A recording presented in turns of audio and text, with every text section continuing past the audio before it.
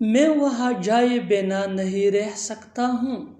हम इंग्लिश बोले बिना नहीं रह सकते हैं। मैं इसके बिना नहीं रह सकता हूँ। वो पढ़ने बिना नहीं रह सकता है। इन जुमलों में हम बोल रहे हैं बिना नहीं रह सकता है। इसके लिए आपको यूज़ करना होगा इंग्लिश में कैंट हेल्प। आइए कंप्लीट स्ट्रक्चर समझते हैं। After learning this advance English sentence structure you will be able to speak such as sentences in your everyday conversation.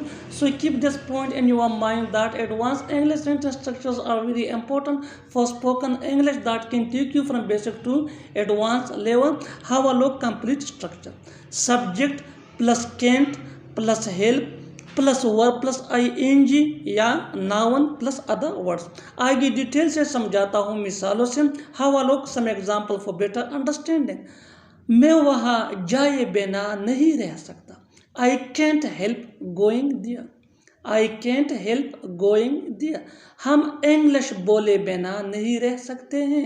We can't help speaking English. We can't help speaking English. मैं इसके बिना नहीं रह सकता।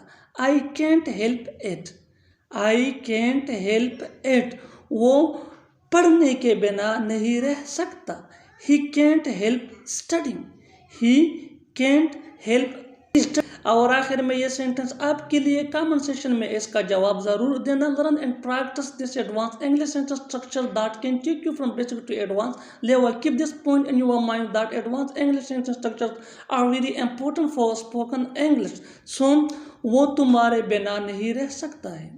वो तुम्हारे बिना नहीं रह सकता है। Subscribe English page for more advance English sentence structure. Thanks.